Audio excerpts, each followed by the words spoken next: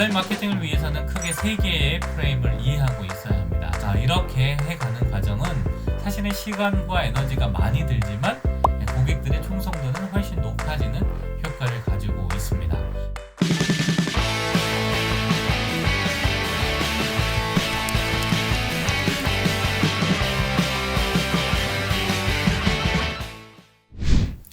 네, 안녕하세요. 광종 삼촌입니다. 오늘 다룰 주제는요, 온라인 마케팅입니다.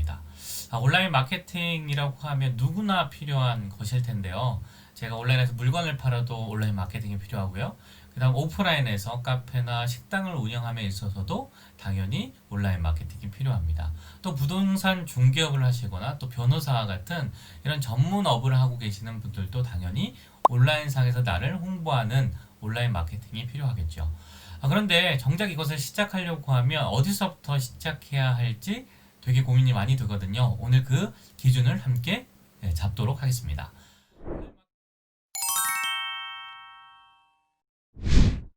온라인 마케팅을 위해서는 크게 세 개의 프레임을 이해하고 있어야 합니다. 첫 번째는 무엇이냐면요, 바로 채널이라는 것에 대한 이해입니다. 그리고 두 번째는 키워드, 세 번째는 알리는 방법입니다. 채널은 어떤 것이냐면요, 내가 홍보하고 싶은 대상이 어디에서 자주 활동하고 있는지 확인하는 작업입니다. 즉, 어떤 사람은 네이버를 많이 이용하고 어떤 사람은 인스타그램, 어떤 사람은 유튜브를 많이 이용하겠죠. 그래서 내가 팔고자 하는 그 고객이 많이 활동하는 곳에서 당연히 홍보 활동을 해야 당연히 홍보가 많이 되겠죠. 그래서 채널을 먼저 확정해 주셔야 하고요. 그 다음 두 번째로는 키워드를 결정해야 합니다. 물론 최근 들어서는 이미지로 검색하는 기법도 많이 도입되고 있지만요, 여전히 키워드, 텍스트를 입력해서 예를 들면 뭐 춘천 맛집 이렇게 텍스트를 입력해서 정보를 검색하죠. 그래서 우리가 먹어야 될 키워드를 확정해 줘야 합니다. 세 번째로는요, 결국 채널도 확정되고 키워드도 확정됐다면 우리가 어떻게 알렸을 때 고객들이 빠르게 인지할 수 있는지를 확인하는 것까지 한다면 이것이 바로 온라인 마케팅의 키프레임 세 가지입니다.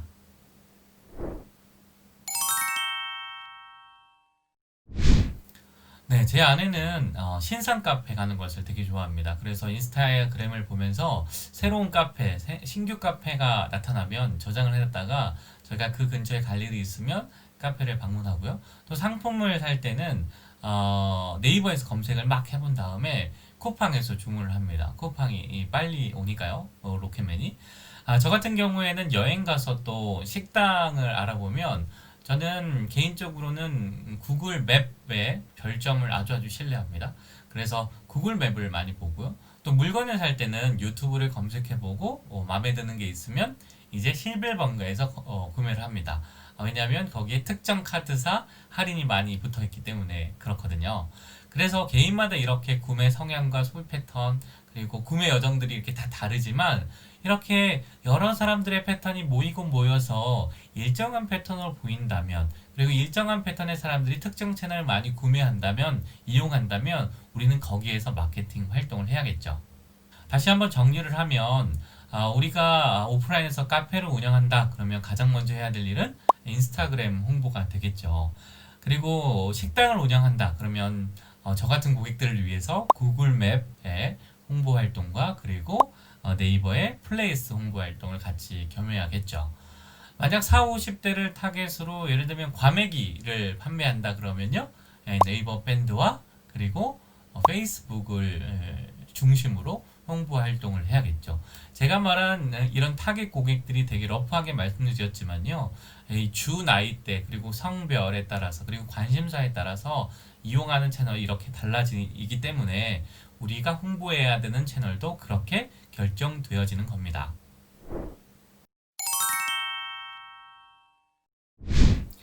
네, 이렇게 채널이 확정이 됐다면요, 두 번째로는 키워드를 확정해야겠죠. 앞서서 말씀드린 것처럼 이미지 검색도 도입되고 있지만 여전히 우리는 텍스트라는 키워드를 가지고 내가 찾고자 하는 상품이나 혹은 서비스를 검색하게 되죠. 가령 감자를 살 때, 그 다음 텀블러, 그 다음 춘천 맛집, 뭐 김포 부동산, 요즘 김포 부동산이 핫하죠? 예, 이렇게 텍스트를 검색하는 것이 일반적이고, 그래서 이 텍스트에서 검색이 일어났을 때 고객들이 원하는 상품이나 정보가 보여져야겠죠. 아, 고객이 원하는 이미지나 혹은 정보들, 뭐 그게 블로그 글이 될 수도 있고요, 카페 글이 될 수도 있고요, 아니면 제3의 방식, 영상이 될 수도 있죠. 그러니까 어떤 형태의 결과물이든지 간에 그 검색 결과 화면을 노출하는 방법은 결과적으로 텍스트를 먹어야 되는 겁니다. 즉 내가 춘천 맛집에 대해서 홍보 활동을 하고 싶고, 춘천 맛집이 검색되었을 때 우리 식당이 보이려면 그 춘천 맛집이라는 키워드가 먼저 결정돼야 되고, 이 키워드에 맞춰서 검색 결과 화면에 어떤 것이 먼저 나오는지, 만약 네이버 블로그가 먼저 나온다면 블로그에 집중하셔야 되고, 카페 글이 나온다면 카페에 집중하셔야 되고, 영상이 나온다면 영상을 집중하셔야겠죠. 만약 내가 타겟하는 고객들이 유튜브를 많이 보는데 춘천 맛집을 검색하는 걸 유튜브로 많이 한다, 그러면 우리는 어디에? 유튜브와 그리고 유튜브 광고를 활용해서 우리의 가게를 홍보해야겠죠. 이게 키워드의 개념입니다. 물론 이런 고민이 들 수 있습니다. 아, 그러면 어떤 키워드가 인기 있냐? 아까 말씀드린 것처럼 춘천 맛집이라는 아주 쉬운 키워드 외에 별도의 틈새 키워드들을 어떻게 찾을 수 있냐라고 궁금증이 붙을 수 있겠죠. 그래서 가장 명확하게 인기도를 체크할 수 있는 방법은 바로 네이버 광고 키워드 검색량을 체크해 보는 겁니다. 제가 링크로도 남겨드릴 텐데요. searched.naver.com이라는 광고 키워드 센터, 광고 센터를 검색하시면 실제로 예를 들면 춘천 맛집이 이 기간 동안 몇 천 회가 조회되어 있는지 보여지고요. 이 몇 천 회에 조회된 걸 봤을 때 상대적으로 다른 키워드보다 우리가 이 키워드를 먹었을 때 훨씬 결과값이 크겠다, 이렇게 해석이 된다면 우리는 이 춘천 맛집이라는 키워드를 먹어야겠죠. 물론 이럴 수는 있습니다. 춘천 맛집이라는 키워드가 너무 경쟁 강도가 심해서 우리는 처음부터 춘천 맛집을 목표로 하는 것이 아니라 춘천 맛집 추천이라는 키워드가 검색량은 적지만 경쟁 강도가 적어서 우리 이 키워드부터 먹을래요? 라고 도전할 수 있는 거죠. 그래서 처음 시작하시는 업체일수록 더 작은 경쟁 강도가 적은 키워드부터 장악한다, 이렇게 생각하시고 도전하면 좋겠습니다. 이게 인스타그램 같은 SNS 경우에서는 태그 값을 활용하시면 좋겠는데요. 특정 태그 값, 예를 들면 추천 맛집이라는 태그 값으로 검색을 했을 때 게시글의 숫자가 보이거든요. 그래서 게시글이 뭐 10,000개일 수도 있고요, 100개밖에 없을 수도 있죠. 그래서 이렇게 게시글이 해당 키워드가, 특히 태그가 들어가는 게시글이 많을수록 인기도가 높은, 사람들이 많이 검색하는 키워드다, 이렇게 이해하시면 되겠습니다.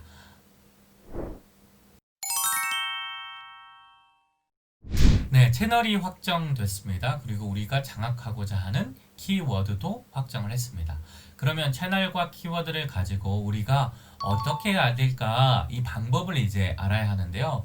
크게 두 가지 방법이 있죠. 뭐 저는 그냥 리얼하게 돈을 쓰던지 아니면 노가다를 하던지, 이렇게 제가 표현을 하는데요. 돈을 쓴다는 것은 이런 겁니다. 광고비를 사용해서 해당 플랫폼에서 해당 채널에서 광고를 진행하는 겁니다. 광고를 진행하는 좋은 점은 뭐냐면 비용을 씀으로써 우리가 원하는 홍보 효과를 바로바로 확인할 수 있다는 장점이 있죠. 비용을 쓴 만큼 그만큼 노출이 될 거고, 노출된 만큼 클릭이 일어날 거니까요.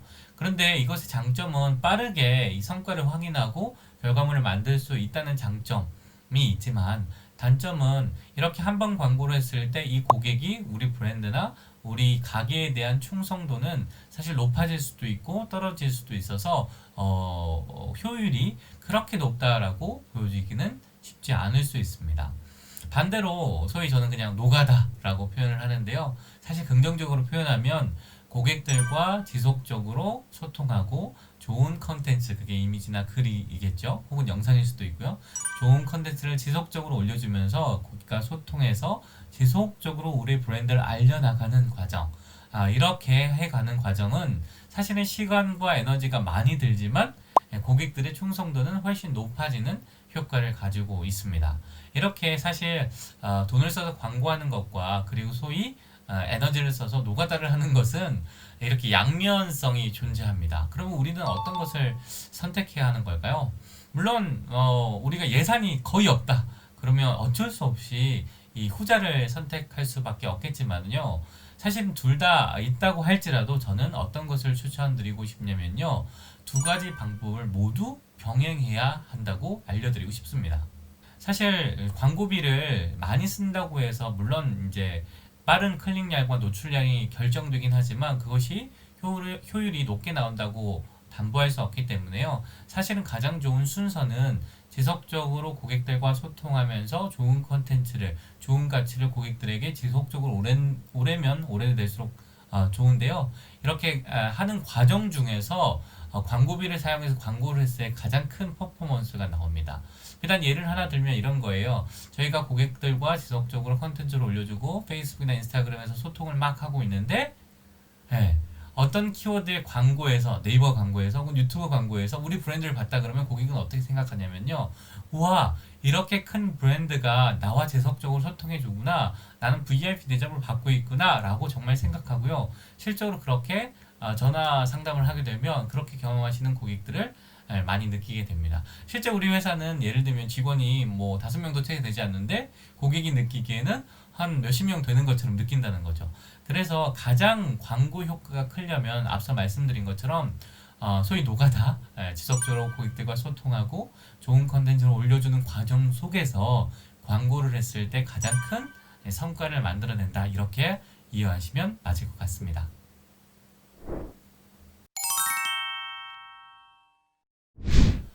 네, 크게 온라인 마케팅의 큰 흐름을 말씀드려 봤습니다. 크게 채널 결정, 키워드 결정, 그리고 어떻게 할지 결정하는 것. 자, 이것이 사실은 처음 들으면 저 무슨 얘기 하실지 모르겠는데요. 두 번, 세 번 반복해서 들으시면 아마 이런 얘기를 하는 건가? 이런 얘기를 하는 건가? 이런 느낌들이 조금씩 더 들어오실 거라고 생각하고요. 이후 과정 중에서 저희가 좀 더 세분한 강론으로 또 설명드리도록 하겠습니다. 구독과 좋아요 부탁드립니다. 고맙습니다.